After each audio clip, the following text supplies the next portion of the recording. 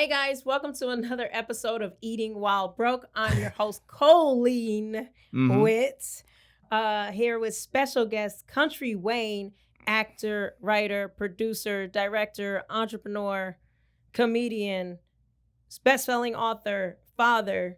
I'm hoping I didn't forget anything, but I'm sure if you Google anything in entertainment, this man has worked it. Husband. Okay, I'm just gonna say that. You see that facial expression is because technically he's not married yet. Married to the Holy Spirit. He's married to the Holy Spirit. Are you celibate? Oh, yeah. I've been celibate I've been celibate about 15 hours for sure. 15 hours. So you're not married. I'm celibate at this moment. You can't say that. That's just because I've had intimacy, because I'm you're not celibate. You can't be like, I'm married to the Holy Spirit, but I'm not married and I'm out here. You said 15 hours. The Holy Spirit don't come to you when you're perfect. It's coming to you when you're imperfect.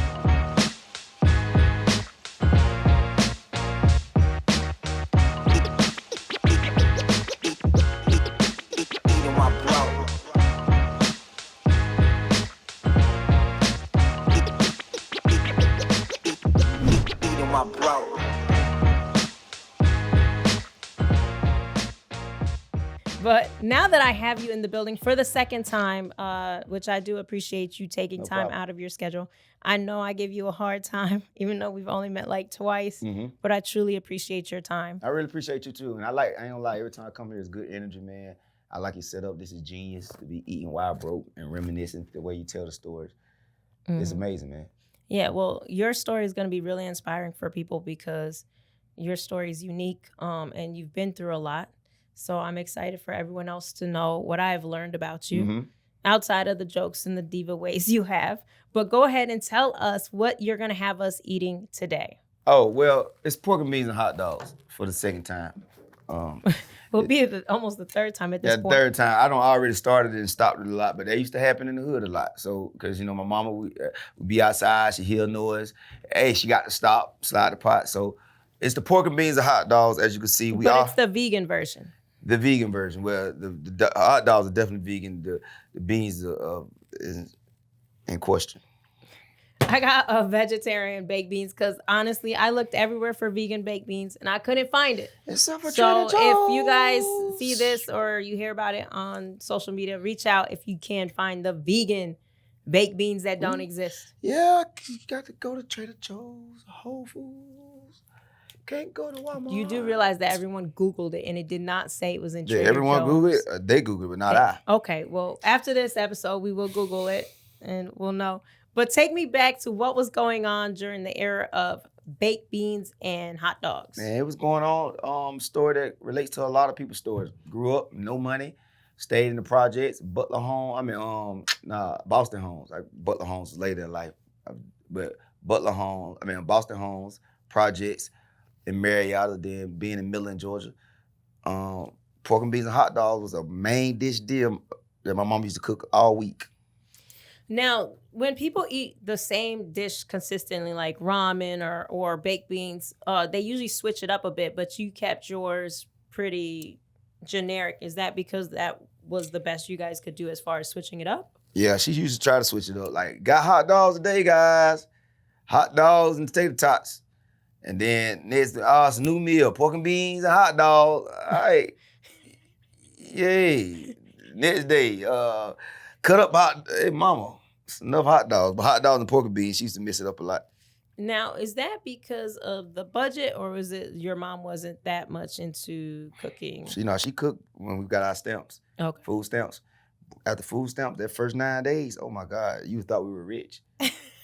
But the rest of them 22, let me tell you now, 22 days and 22 nights in the wilderness. Now, when your mom would buy stuff with food stamps, were you one of those kids that got embarrassed when she got to the register? Or were you the type that was like, everybody's doing it, so who cares? I used to be at first.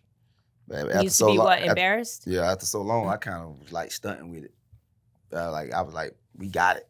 Because, most of the neighborhood had them. Like you say, so it ain't filled, man. We got used to it after that. Yeah, but I noticed like even growing up in poor neighborhoods, you always had like the kids that had the nice new kicks or whatever were more popular. And so I remember just knowing that if we were known as poor, even though the whole geography of that area was poor, you just knew that there was some shame with those food stamps. That's real though. But it's good to know that you grew out of that and turned it into something to. Yeah, because for some reason, and you just made me think about this when you said it. We was always the most popular family, even when we didn't have money. So why do you think that was? Oh, my mama was, she was cool. Like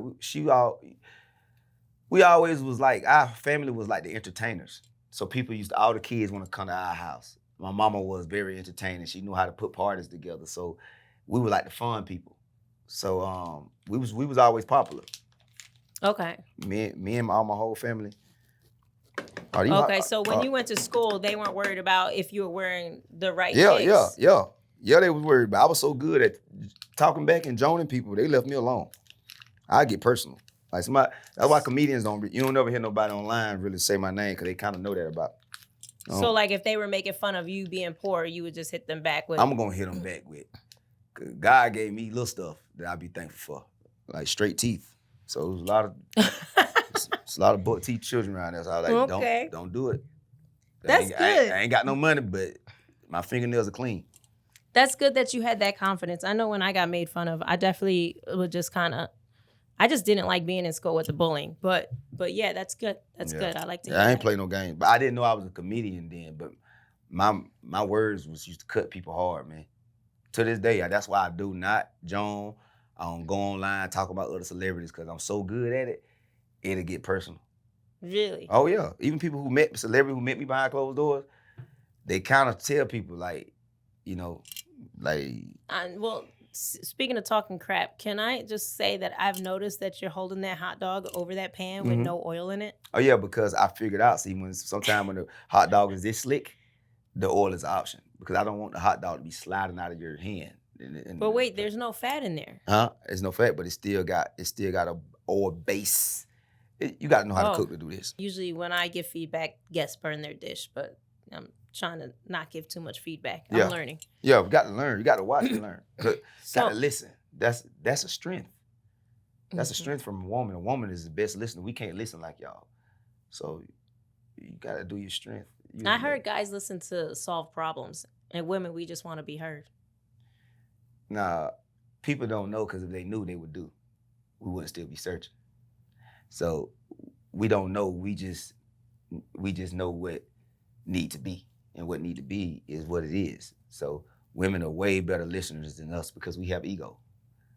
A woman most of the time have to nurture a child, so she can't have as much ego as her because the child's with her no matter what. So ego have to get out the way because she's like, hold up, let me see what the real problem is. A man be like, nope.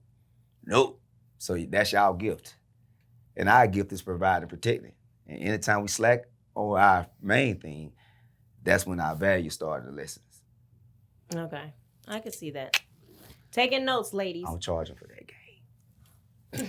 Well, we're going to get into the women thing because I know you have your comedy special, A Woman's Prayer. Yup.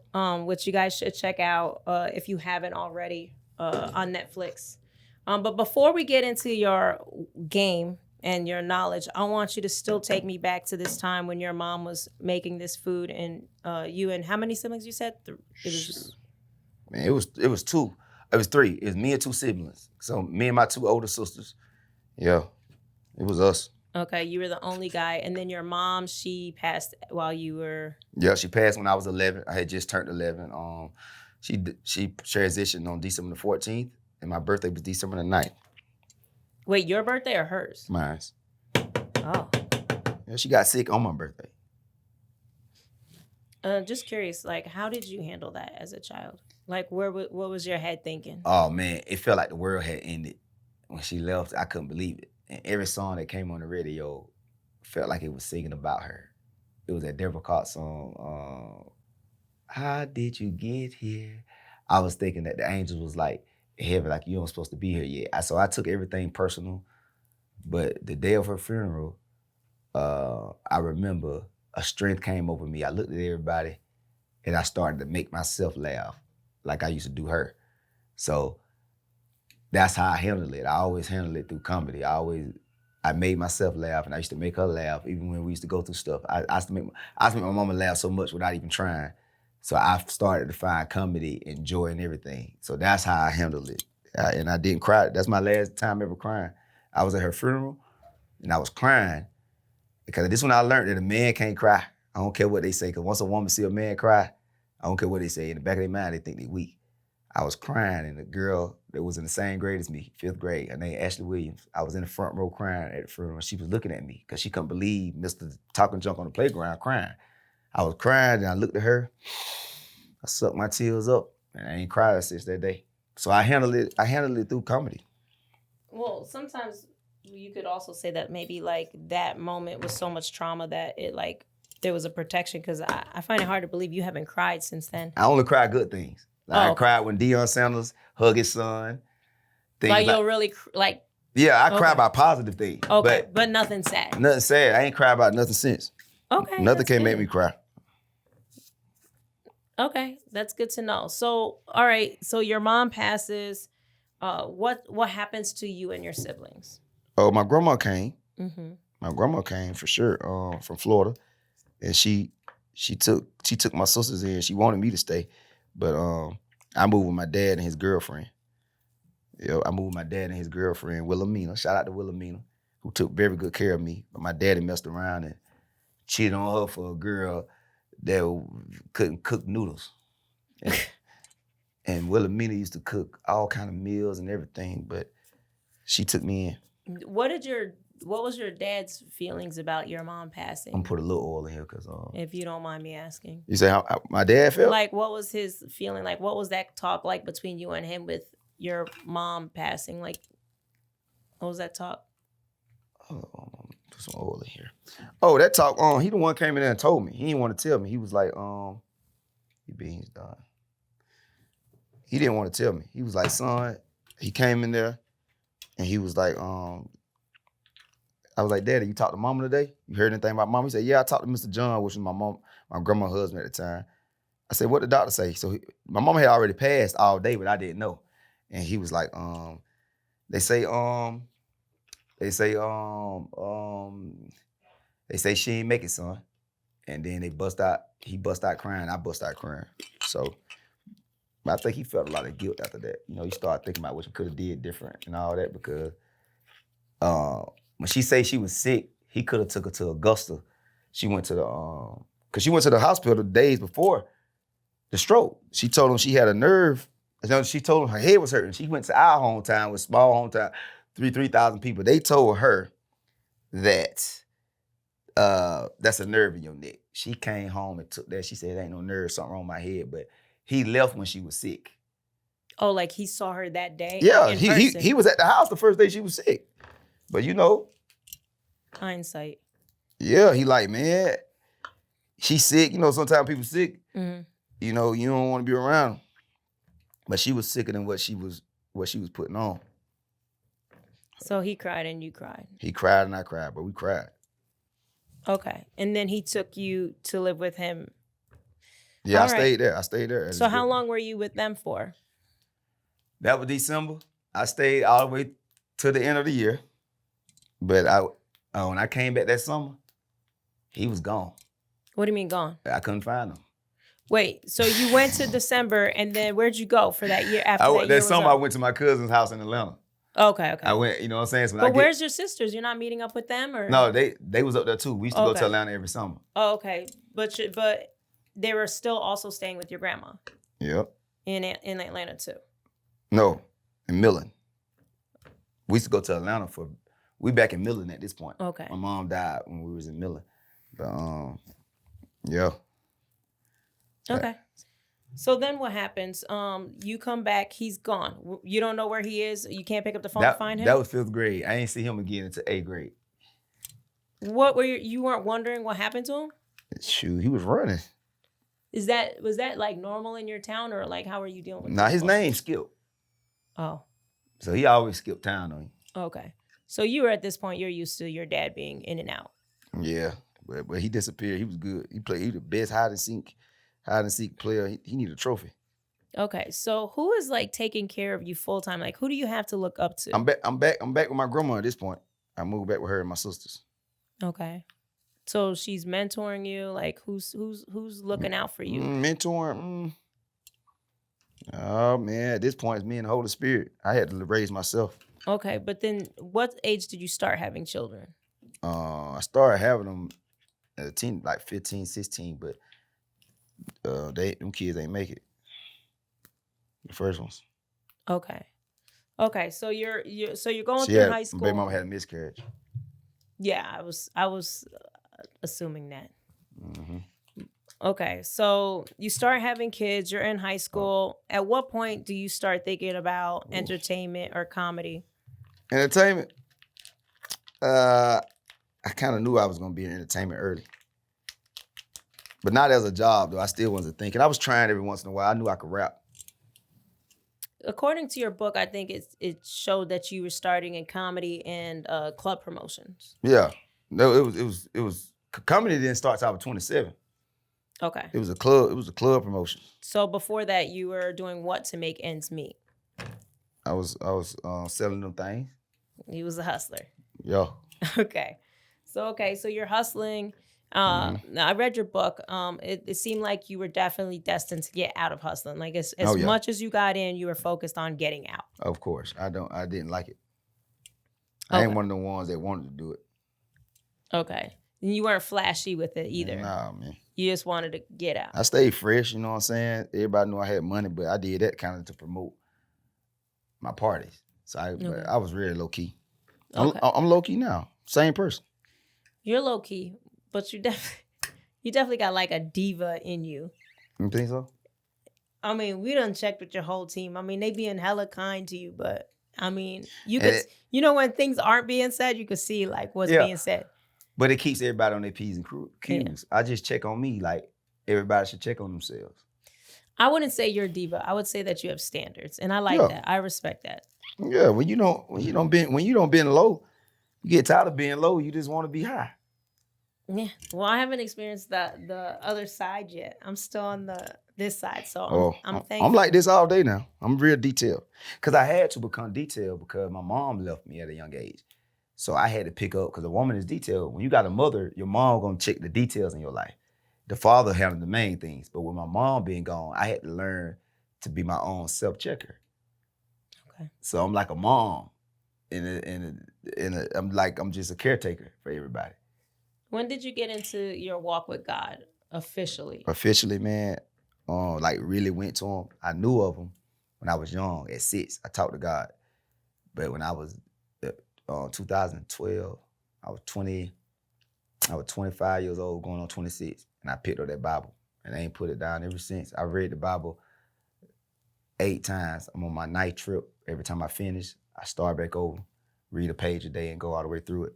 So, yeah, 2012. Ever since then, I ain't been playing. But what was the thing that triggered you to pick it up? I was winning in the wrong world. I was selling drugs. Had the rap applause coming. I'm known in the streets. The girls like me. They celebrate me, but I'm like, I know the ending to this story. My daddy got caught up in the streets. My mama got caught up in the streets. My uncles and everybody. So I'm like, I'm going to prison because I wasn't on drugs. I knew I was going to prison. So I like, man, this ain't right. But then you actually picked up the real Bible. Some people go to church when they don't feel right, but you picked up the Bible. I picked up the Bible because the church wasn't good advertisement. What do you mean? Now, I ain't see too many people I knew from what I seen up in church, like going to church and really finding the answer. Mm-hmm. So I'm like, man, let me read this for myself. Okay. I can respect that. So because as a dope boy, we want to go to the plug. We don't want to go through the middleman. Yeah. So when I used to see the pastor up there in the word, I'm saying, I want to get to what he got, because he getting what he got. He telling to all us, but this word can't fit everybody, because all of us going to do different things at different times. So this scripture might hit him more today than me, but I had to go pick it up for myself. Okay. So now that you let's start from when you exited the hustle game and you're going full-time into what exactly is your transition? I started getting the nightclubs. Okay, and then you owned one, right? I own 2 of them. Okay. So let's start with you promoting it. Like, at what point do you say, okay, I can officially and the hustle business? And shoot, I ain't in that until I started getting booked for shows for comedy. okay. So while I was going viral online, I was still hustling. What year did you go viral? Start going viral? 2014, October. But I ain't stopped hustling until January 2016. Okay. And then you started getting into the word in 2012, you said? 2012. Okay. So your life starts transitioning. It started transitioning. I wasn't there yet. I remember, and I felt bad. I'm like, how I'm reading this Bible, but I'm still hustling. And I remember this lady across the street at the project with me. Her name was Miss Anna. And she said, Wayne, you know God got a calling on your life. I said, yeah. But she didn't know what I was doing. I said, yeah, but what if you keep calling me, but I got something else going on? She said, whatever you else got going on. These were her exact words. She said, you can't stop right now. She said, that don't mean you're going to stop right now, but God going to get you out of it because whatever you doing, I can't tell. She said, you don't got no bunch of people coming to your house. She knew what I was talking about. She said, God don't care where you at. He only care where he going to take you. I agree with that. You know? I agree with that. When I first became Christian, it was, well, at least I announced it too, which was my mistake, but I'm brought up Jewish. So Jesus was a whole new concept. Okay, let's see this hot dog. Does that cooked all the way through? Yeah, I forked it. You forked it? Yeah. All right, guys, this is what a vegan hot dog looks like, just so you know. Yeah. So I just want to know exactly the pivotal moments. What, is it hot? I got it. Oh, it definitely is. I'm pretending like it ain't. You need a pot holder? Here, just use these napkins for now. Oh, thanks. Appreciate it. I can't believe those don't even have nice handles. Yeah, just cheap kind. But it's cool. I love you, Country. I love you too, baby girl. I love you too. All right, but I'm really trying to get to like pivotal moments in your career. Yeah. Or in your journey that kept transitioning you to the next stage.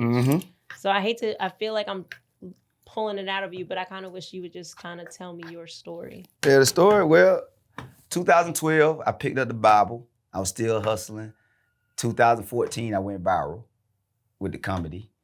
And in the same time I went viral October. My club opened December 2014, my first nightclub. So now I'm getting legit. Everything going good. And you got your own liquor license and everything? Oh, yeah. You did all that on your own? On the second club I did. The first club I had a partner. Oh, okay. The guy used to throw parties at his club. Shout out to Hollywood. His name was Hollywood. And I used to always say, I'm a partner with Hollywood because his name was Hollywood. So I knew God was giving me signs along the way. Yeah. And so that club jumped off. I'm popular online. I'm going crazy. But I still ain't out yet. Because, and then I started doing those comedy shows. And then 2016, I quit. And the day I quit. You quit hustling? I quit hustling. I said, I'm going legit. I'm finna do this comedy thing for real. And the day I quit, the feds came to my house, look, knocking on the door the next day. Wow. Were you like, hey guys, you're a day late? Man, I like, God. No, I was like, I thought I was going to prison. I was like, man, God, I quit yesterday. Like, dog, I thought the angels in heaven told you. What's going on? But you're really not going to eat these beans. I love it. I love it. I ain't going to eat them. I'm a gourmet for you, though. Okay, thank you. Well, since we're being a stickler, I hope at home when you're using Teflon pots, you don't use metal. No, I don't. You don't? This all y'all had. I use wooden, Okay. We're going to try Country's baked beans and hot dogs, the vegan version. I'm going to try the hot dog separate. Let's try this together. Last time I made these did not come out right. So let's see. Yeah, sorry, but. Wait, are you going to pray? Yeah, I'm praying for the salt to get out of it. God is good. God is great. God, my Father in heaven, I would like for you to let us taste the nutrients in this food, Father. Let this salt filter through us and go on out. And I thank you, God, for allowing us to have something to eat, Father, first of all. And me and Colleen here to be able to experience this together. And this back in the day meal, take me back. Through your son, Jesus' name. Amen. Amen. Here we go.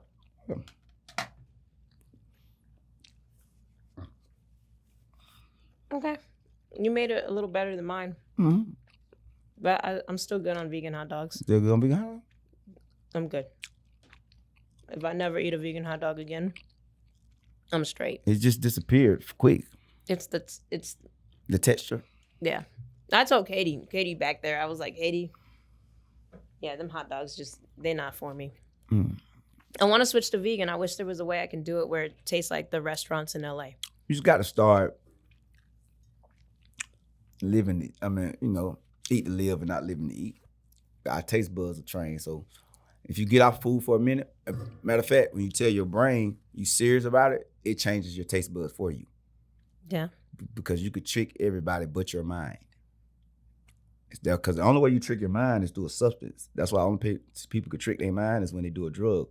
But if you're going to be sober, when you're serious about something, your brain will transform your body for the situation that you're going to. Yeah. So if you really want to do it, but you ain't going to want to do it because you got to really see the benefits of it for real. Nobody don't really see the benefits. Well, I'll tell you this. I'm actually allergic to red meat. And officially, I can't eat pork anymore. So I'm at this point where all I do is I'll eat chicken or fish. But at this point, I do want to switch to vegan, but I haven't, like I said, I don't have the culinary background to do it. Mm-hmm. You've eaten in LA. The vegan food out here is amazing. Mm-hmm. So it's like to go from eating that good food to like whatever I'm going to make is going to be hard. It's hard. But we all, I figured that out, we all allergic to that food. That's why we all have a breakout. We think when we go to the doctor, like, oh, the doctor said I got to take this. It's because our bodies are allergic to all the food. So we just getting medicine for all the symptoms. Yeah. I just saw something on Netflix. I didn't click on it, but the guy was like walking through the produce aisle. And he was like, do you see how much cross-contamination there is? And I was just like, it's the last thing I want to think about is like choosing vegetables and thinking how much contamination is already on it. Yeah. But I tell people, if you're going to eat food, enjoy your food. Stop looking at the videos and feeling guilty about it, because there ain't no use of you feeling guilty and stressing yourself out.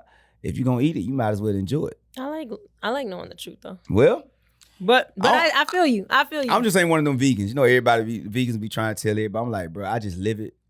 And some people who follow me, they switch it because they seen the results. But it's like that food, man. It's a business. Yeah, it's the number one drug. My boy Trans Lee told me one time, man, in a verse, and I told him that was the hardest verse he ever spit. He said, drive-thrus are killing more people than drive-bys. So they got us focused on the wrong thing. And we change what we put in us, the world will change because everything is altering. They say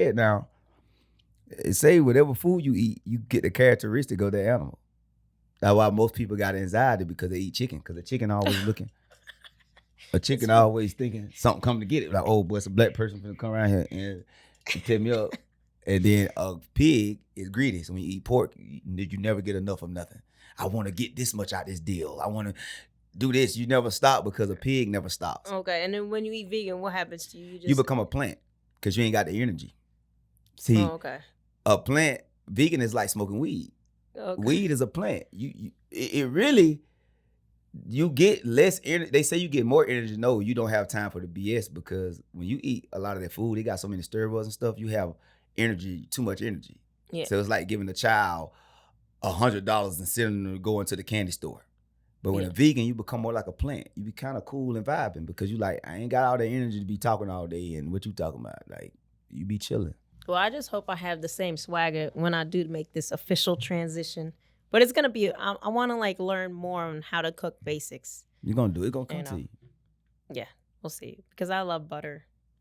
I do. I like cooking everything in butter. But whatever. We'll see. Yes. We shall see. Start with vegetarian, maybe. So take me to, so now that your plate has gotten a good C+ at best. Have these cups had anything with meat in it? No, I forgot to boil my chicken in the mug. Is that a bug? Why don't you just get your bottle? Let me just say, guys, I pray for all the women that have to go on a date with Wayne and that's why I'm single, man. Have to cook for him because if I had to cook for him, I would just hire a professional chef to come to my house and I'd put it in plates like I cooked. Because I wouldn't even want to deal with it. That's why I can't talk. That's why I can't be in no relationship with one woman. Or you could just be with a chef.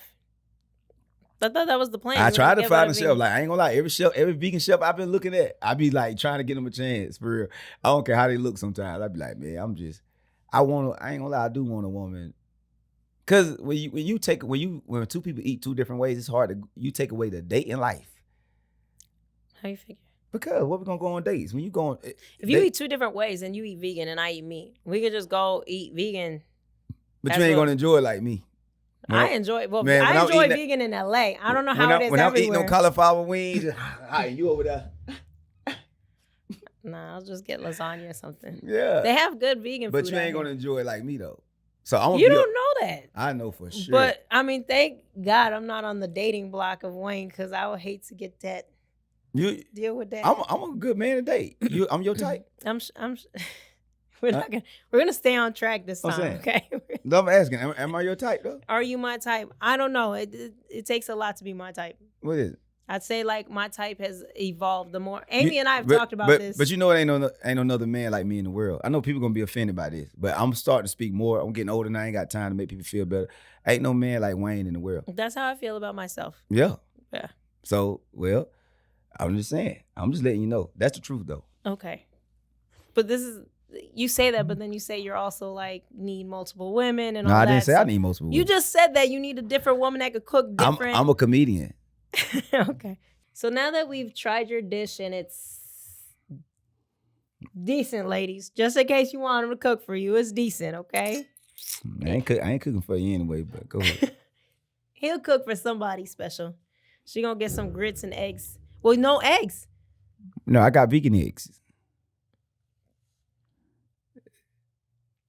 There's such thing as vegan eggs? Yeah, it's just eggs. Oh, it's like the little pour in like at McDonald's when you never worked at McDonald's, did you? Nah.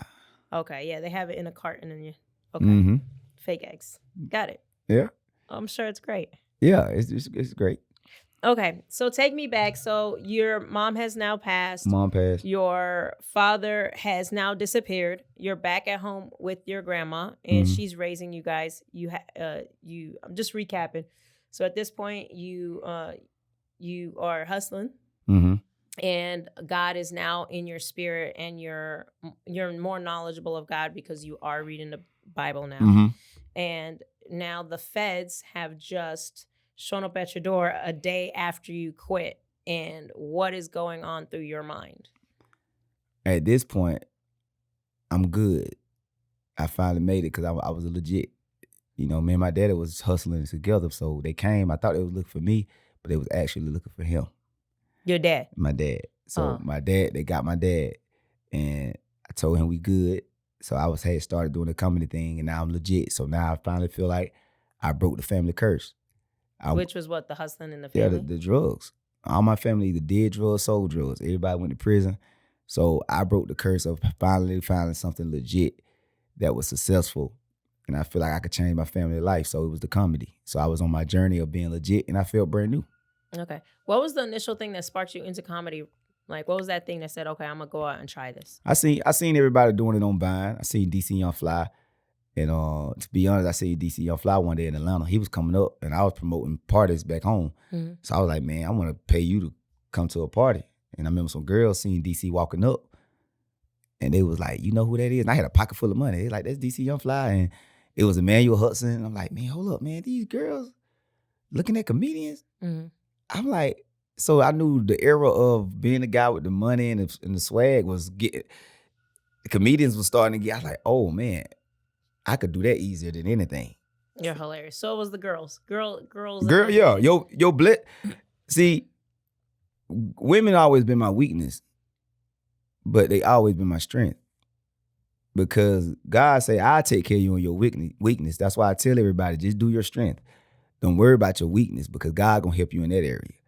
But it was the women that always sparked a lot of moves I made. It wasn't because I wanted the women, but I seen women were starting to go towards that. I was in the entertainment business. Yeah. So I'm like, dang, comedy finna be the thing. Yeah.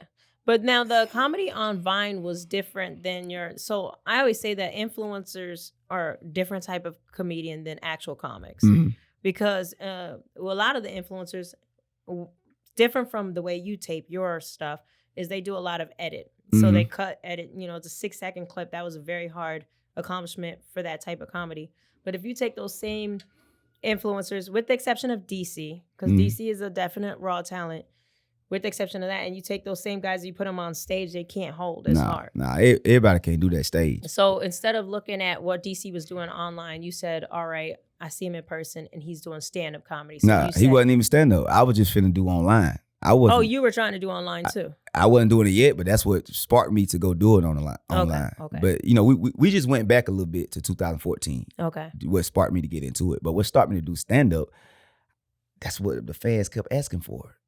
At first, they was paying me to do walkthroughs, $5,000, $6,000, but then it was like, man, we want to see Wayne do stand-up. Okay. I was like, oh, Lord, I don't have a joke to tell. So that was different. The stand-up was different, but I eventually had to take that chance, and I started hosting first. Okay. And and it's so funny because I think B. Simone, when she taped with us, she said the same thing. She said that her fans started kind of saying, hey, I'll pay you to do comedy. And she was like, well, how much? And they offered, and she was like, well, shoot, I'll go out there and do it and swing it. And then she started getting into comedy that way based on what her fans kept telling her they liked. Yeah. So I didn't go out and get it at first because I knew better. Because I didn't want to be known as not good. Because I like to stay up. Okay. So, but that stand up, man, I was always a comedy fan, so I learned real quick though. I figured it out fast. Like I started doing stand up when I started May of 2015 was the first stand up gig I took, like hosting. Mm-hmm. But by that July, I had 45 minutes, and out of 45 minutes, 25 of it was real good. Okay. So I learned fast. Yeah. I learned fast. Okay. So then you start booking your own shows from there, or word gets out? People were calling. People were calling and booking me. They were calling and booking me, and I was getting I'm making like $30,000 a month, but messed around. $30,000 a month off a new comic? Well, how big was your following at the time? I had a couple million. Okay, that's it. Okay, and then what happened was August 2016. I finally got in the comedy club in Richmond. I had to go to Richmond, Virginia on a Tuesday, and I think I went to Virginia Beach, Funny Bone on a Wednesday. Mm-hmm. It was right beside each other, and I made like $20,000. Wow! I said, "Oh my God, I'm about to make $1 million next year." So that motivated me to really get good. Okay. So I was like, I got to go ahead and get good at another level because I didn't know you could make this in 1 week. I made $20,000 in 1 week. Yeah, that would have been a game changer for me. Oh. Now, if I were to be a fly on your wall, is your process when you get inspired like that to go, oh man, I should do a heavy dive? Are you pulling out like whiteboards, or do you have notebooks, or are you keeping notes in your phone? Like, how are you tracking that growth or aiming for that growth? It's in my mind. Okay, so nothing's being written down. No, I never write anything down. I just do it in my mind. I just have this goal, and I see it, and I focus on it. How much alone time do you spend with yourself? A lot. In a day, like how is it like a necessity to have some quiet time with yourself, or is it like you're always surrounded? Because even pulling up here, you had like 4 people with you. Even when I'm with people, they know I'm not really there. Okay. That's why they all check on everything. They don't allow me to do nothing because everybody know I'm not really. You're not really fully present. I'm not present. Okay. I'm never present. I'm always in my head. Okay. Yeah, I can get that. Also, okay. So now that your comedy career is starting to take off, you're doing well. You have your clubs going into the pandemic, or they're closed? I've been canceled them 2016. I let them go. Did you cancel them because they weren't doing well, or they were starting to be like not worth the money? Not worth the money because people started fighting, shooting there, and when I wasn't there, I didn't want that. I didn't want those problems. So it was like risk versus reward wasn't worth it. Yeah, it wasn't worth it. Okay, so then pandemic happens. Pandemic happened. Game changed. Tell me about it. I went to social media because the stand-up stopped. So I'm on this journey from stand-up 2015, 16, 17, 18, 19, 20. And then bam, it's took away from me. Yeah. So now I'm back to where I was in the beginning. I got to figure this out. Now, comedy comes to a complete halt, but your videos at the time, how much money were they generating? None when the pandemic first hit. So I started it. And then the pandemic hit in March. That May, I made like $27,000. Off social? Social. Okay. But that was your first check. Okay. I'm like, ooh. How did it just happen in March like that? Did you just monetize the channels at that point, or? I was about to start monetizing before the pandemic, but when the pandemic hit, I sped up the process, and I started taking it serious because I had to. Yeah, and no then choice. That money kept going up, and I seen the money. I was like, oh, this the easiest money I ever made because it's residual. Mm-hmm. You shoot the video, you put them up, you make them, like I'm making money while I'm talking right now. Mm-hmm. So we grew that thing from it was making 27,000. Then it went to 40. Then it went to 60. Then I made 100. Then it went to 100 to 200,000 a month. 200,000, 300,000, 300,000, 400,000, 400,000, 5, 6, 7. Then it kept going, and it keep going. I'm curious though, when money's coming in like that, and you come from being broke, was there part of you that started to say, well, I should save some? Or were you like, money's coming in, here's some for you, here's some for you, here's some for you? Were you just spending it? Or were you like kind of managing it a certain way? You spending it, but I'm managing it. Like certain things I had to do, man. I got my house, got the cars, but I took care of my family. I got all my family straight because I thought about it. I said, either I save this money and don't give them as much as I give them and leave them in their environments. I said, but if something happened to me, if something happened to them, every dollar I got won't be worth it. Okay. So I snatched my whole family and put them in a better environment. So everybody stay around me, the houses. I did that first. And when you say your family, you're not talking about the family that you came from. You're talking about the family that you also created, or are you talking about both? Both. Like my brothers, the guys you see me with, are my real brothers. Mike, he became my brother. He my blood brother. But between, first it was my family, my brothers, my sisters, my baby mamas, my kids, just everybody who connected to that nucleus first. Okay. Then I started meeting people like Mike, Brad, Terry, Amy, you know what I'm saying? Just people that I want to keep in my life forever. I'm like, man, you know, it's like because I learned to grow a business, you got to have people. Yeah. I mean, a lot of people underestimate that HR is it's actually should be number one in any organization, like your team, your people. I always tell people, if you find a good person, like my team knows, like they ain't leaving. I'll be like, before any discussions, like they get first dibs on anything they want, and they should always feel comfortable come to me first, because I'm very open about how I feel about them. And then the ones that I do want to get rid of, it don't take me too long to get rid of them. Mm-hmm. I'm very straightforward. Like, yeah, me too. You can't be I get rid of somebody now. I don't fire so many people. I'm about that money. I ain't gonna lie. Like, I ain't got time to be out here playing, because money does things for people. I'm fine. But the fact that my family and people, man, we ain't come from nothing.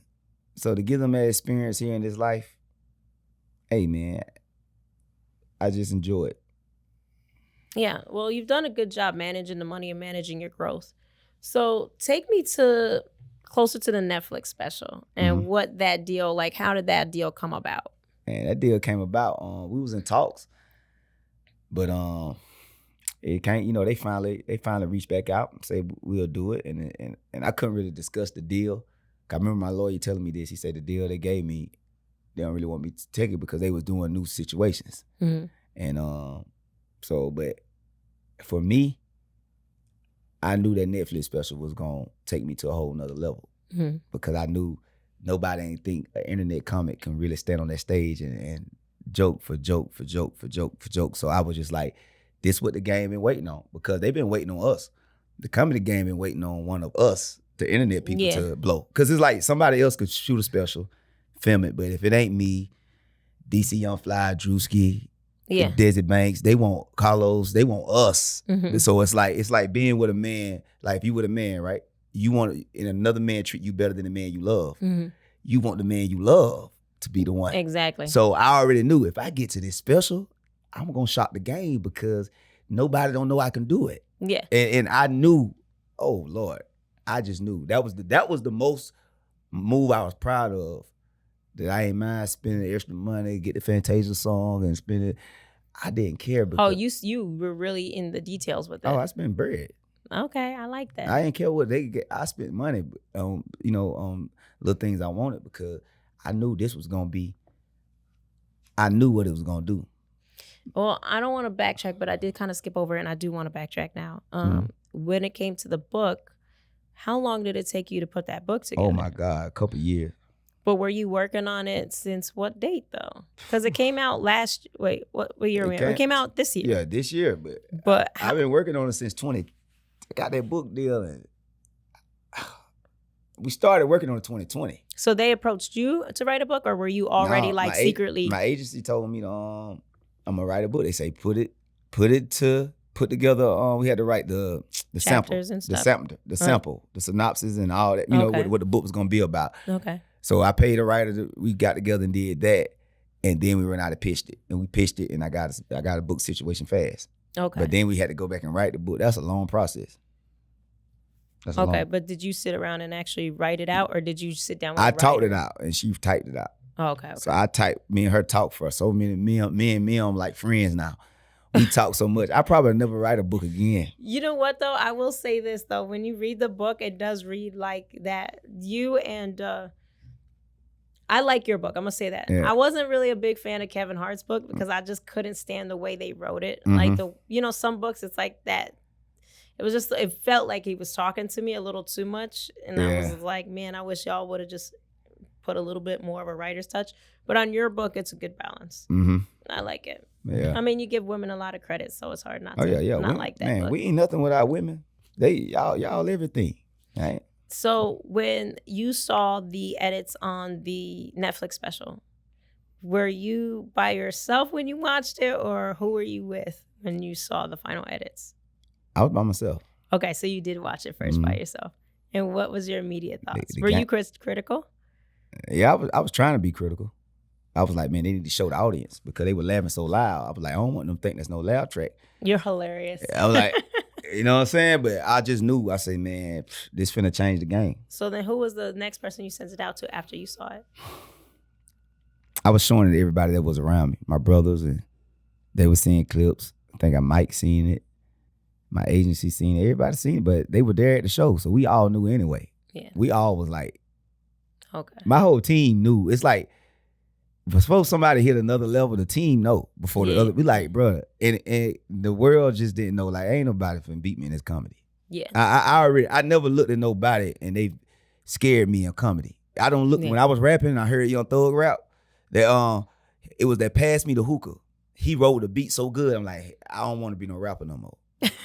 He like, I'm gonna be by the way. And I said, God. Then you hear these guys rap, but comedy, bro. I just one thing, nobody never put no. I knew how funny I was. Yeah. I just knew. I just that confident. I ain't gonna lie.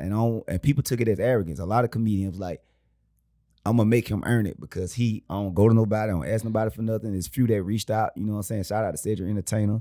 He was one of the ones that just reached out first. I went on tour with Mike Epps, you know what I'm saying? Kevin Hart told me straight up, he said, I'm a fan of you and your hustle, but I can't be a fan of you yet because I haven't seen your stand-up. Oh, wow. And when the stand-up dropped, I started to text him like, oh, no, you a fan now. Hey. But I just knew, man. I just knew. So I know that the industry, it's funny because I'll get different walks of life in here, and you can definitely hear an overwhelming sound of the industry not respecting influencers. And it's weird because I feel like I'm friends with both sides, and I'm like, influencers, bless you. Thanks. Influencers work extremely hard. Yeah. But the I guess stereotype, because I'm missing the word that I want to use, is that you guys just have it so instant. And that's true. Kinda... That's true, though. That's true. And it's like, I get what they're saying, but they got to pick it. They can't say that about everybody. Because if you watch Kountry Wayne, I did something different online than everybody. I didn't do these little short clips. No, you did like a little... I do. I still got a TV series. And it's still going on every day. So I drop... People be really invested in it, so too. I'm like, don't act like I ain't it. And I know that. That's why I have to be my own confidence because nobody won't say it. Yeah. When you the truth, the people ain't gonna never speak about the truth. Well, I'm sure once the special drops, people are definitely gonna be... Man, they still gonna try to be silent, but it's like, one thing about it though, Wells Fargo talk, men lie, women lie, numbers don't lie. So the money ain't gonna lie. So it's like, I don't really care for real to get people credit because God done told me what I am. When I need to work on something, God be like, you work on that. I don't look like when I first started as a comedian, I'm like, ooh, I ain't that good yet. I look at Laverne Crawford. I can't do what he doing yet. Mm-hmm. I was working. Yeah. But I'm like, the real one, it's never gonna get the real credit. Yeah. Because it's like, if you call out the real, it exposes everybody who ain't working. Yeah. So when you real good, when you real good at something, you have to be your own cheerleader because if you too good, if you at that level where you just too much good about you, it's too much talk, and people kind of like my fan base. When you go on my comments, it's like we love Wayne. It's like this thing. People like, why he getting treated like that? So that's gonna come with jealousy. And to be honest, when you're a comedian, when you anybody, if girls like you, Yeah. That's what it's all about. It's like it's the women. When women like you, bro, and you the dude that when you come around, women kind of be like, well, women want my brothers. Every guy that with me, it's just everybody know I got the women like me. Oh. And comedians, and when you're a comedian, they never seen a comedian really move like that. Yeah. So it was a lot of hate and jealousy, but I dealt with that in high school. I fought in high school all the time about this same situation. So what I learned to do in this, I'm like, bruh, I got them women, so y'all can hate all y'all want, because them women secretly support me. Yeah. Anyway, so I didn't really, that's why the name of my special was A Woman's Prayer, because if I wasn't that good, everybody be pushing me because it's safe. It's like when a girl, the guy she don't like, she could be friends with him. Yeah. It's like, we cool. But the guy that kind of make her get that little butterfly, it's like, hilarious. Yeah. So, you know, this game for me, it been personal. And I'm going to keep it like that. I'm going to stay on everybody's neck. And they don't know that I was competitive. That's what they didn't know about me. If they would people, I keep notes of everything somebody do to me. And I go vegan. I drink water because of competition. I don't understand that. Yeah, see, that's what I'm saying. I'm crazy. But explain that. Basically, I work on myself so much for this. I'm preparing myself for the competition of what I do. Okay. That's the reason why I get my rest. That's the reason why I don't, because I want to be the best at what I do. Okay. Period. So everything I do, I'm serious about that. Like I'm in comedy club sneaking around getting another set ready. Okay. For this next special. Yeah. You know what I'm saying? Yeah. I ain't going, like, it just, I move like that because I'm a friendly person. When I meet people, I'm like, hey, how you doing? But then I feel that, like, oh, you moving like that? All right. You on my list. You on my list. You on my list. And you on my list. And you on my list. And I'm never going to take my foot off your neck. So, and it's bad. I consider you self-made. Well, I think it's very obvious you're self-made. Forced you came from nothing. Literally nothing. What advice would you give to someone else that's coming from that same situation, but maybe doesn't feel they have the natural talents? Because I think some of your talent may be a little natural. I think charisma can be a little more natural. Natural. Nobody's not going to help you. And don't look for somebody. Find God in yourself, because God is in everybody. You know, and I believe in Jesus. If you don't believe in Jesus, just believe in yourself at least. And you got to find that thing in you that's going. If you don't got the natural talent, you might got the natural ability to work harder than the next man. Mm-hmm. Do everything you can, and God to do the rest, because nobody is truly really going to help you. Because when somebody do help you, it's going to cost so much interest in the end. You don't even want the help. And when you move and you know that, you're going to panic and be like, hold up. If a person not with me, they truly against me. And when you think that, it's not make you mad, go get a gun and hurt somebody. No, it gonna make you move different. Let me look out for me. Yeah. I ain't gonna take too many drinks.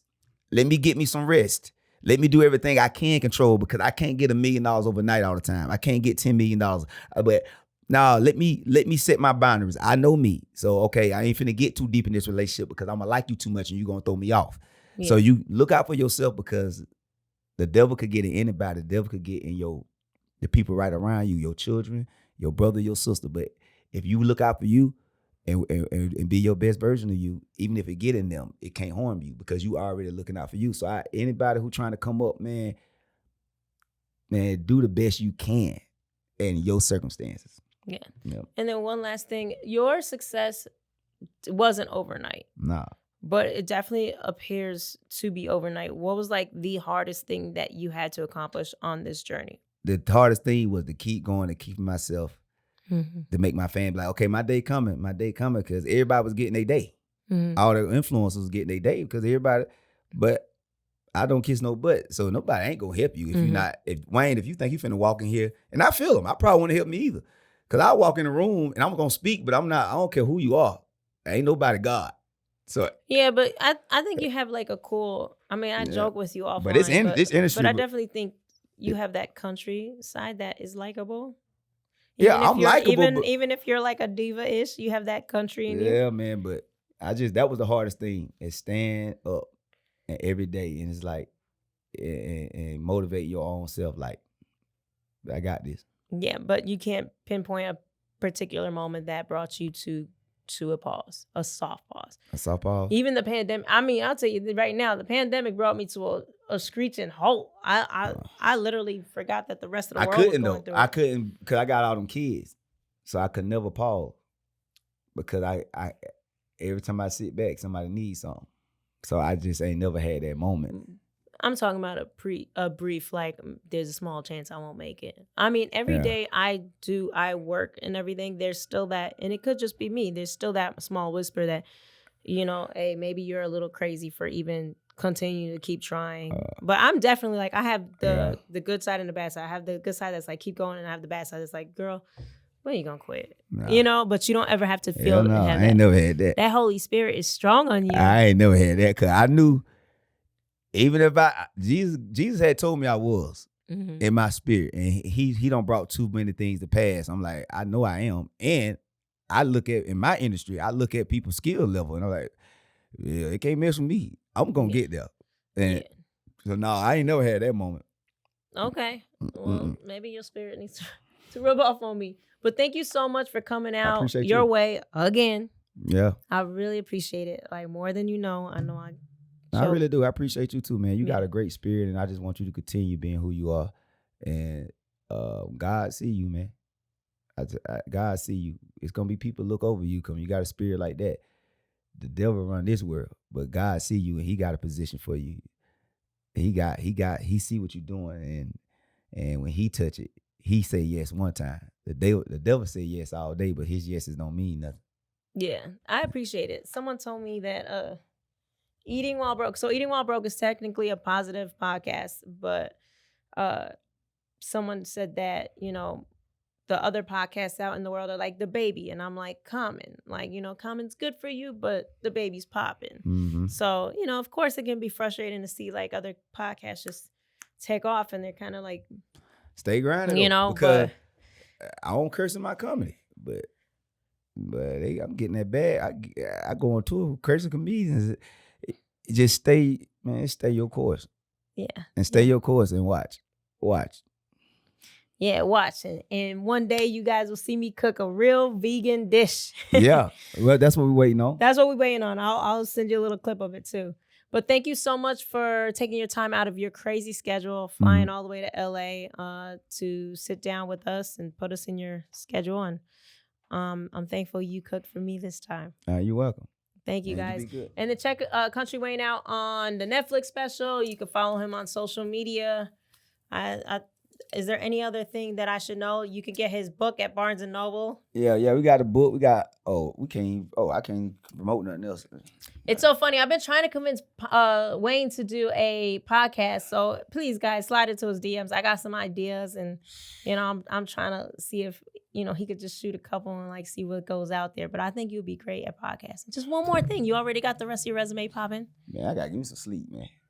Y'all be good. I'm glad. Sleep it is. Yeah. All right. Peace out. Eat while broke.